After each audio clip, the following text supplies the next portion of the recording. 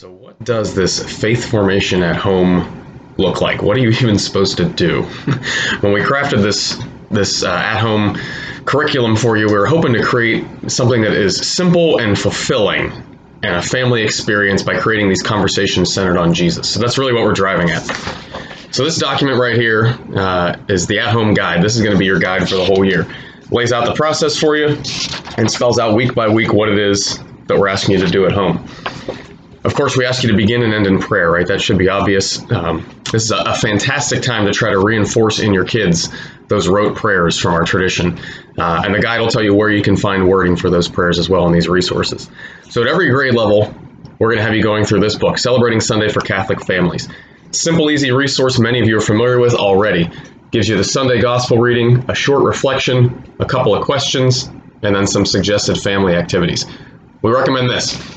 Read the Gospel out loud as a family, and then just share what jumped out to you, what jumped out to you, what jumped out to you. It might be what you think God is saying to you. It might be, I think it's weird that Jesus said that or did that. Just share what sticks out to you from that Gospel reading, right? So that's a key piece of the whole thing. That's kind of the backbone of the whole process. The next step to that is to go through either a Bible story or a catechism, depending on the grade level that you are. So for our preschoolers and kindergartners, we've got you going through the Jesus Storybook Bible. It's an awesome little resource because every Bible story in here, it explains how this talks about Jesus. So that's going to be your key question for your kiddos after you read through this is, where was Jesus in that story? You know, when you're reading about Noah and the Ark or King David or whoever it might be, where was Jesus in that story? Because this is going to highlight that for you. So again, it's just a simple process of read the story out loud and talk about what you found interesting. For kids in the elementary grades 1 through 5, we've got the UCAT for kids, right? We're going to give you a series of 4, 5, maybe 6 questions in here, right? It's a question and answer format to just read and discuss. The way we recommend doing that is this. You read the question. This is question 35.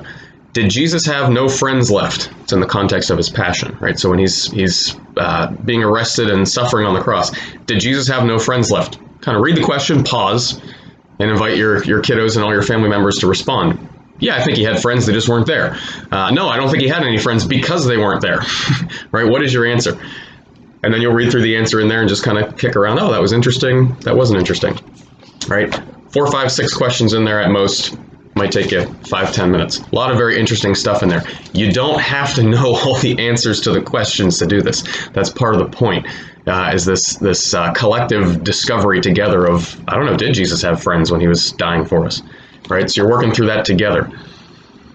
For middle schoolers, you're going to be doing virtual Edge, and Nick and Scott will be sending things to you, but we also have correlated the UCAT, the older UCAT, to those same questions. We're not having you read through the whole book because it's long, but we'll give you 1 or 2 questions because, again, the idea is to have a family conversation around this topic. So if you've got an elementary school student and a middle school student, that UCAT for kids might not work for you, so you might want your middle schooler to look through here and say, oh, well, the UCAT for kids said this, but the older UCAT says this. What do we think about that? We're trying to have a family conversation, right?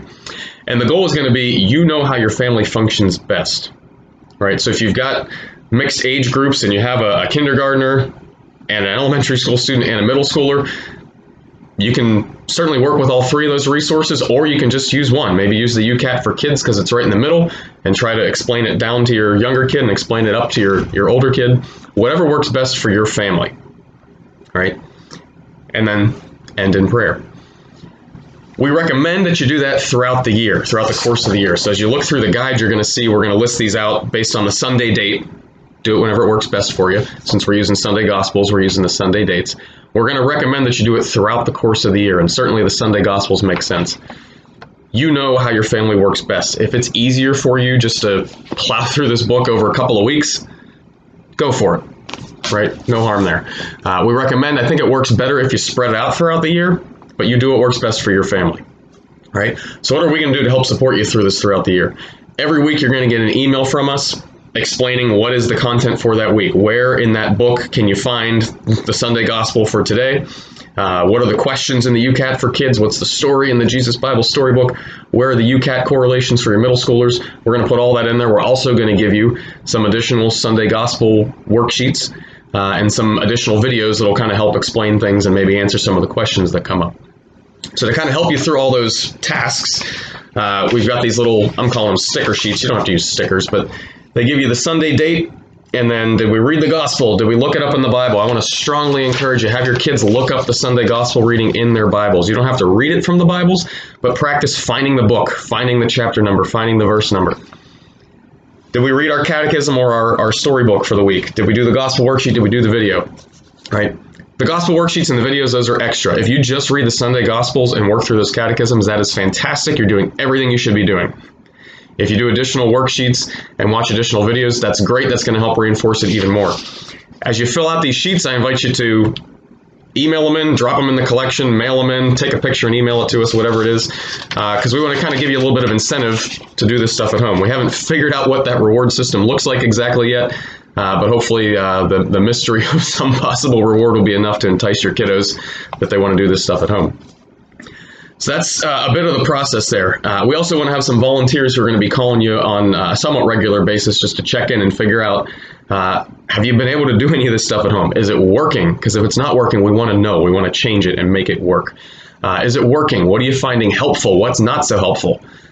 Is the sticker sheet not working for your kids? You don't have to use stickers. You can initial, you can use check marks, but is that not enticing for your kiddos?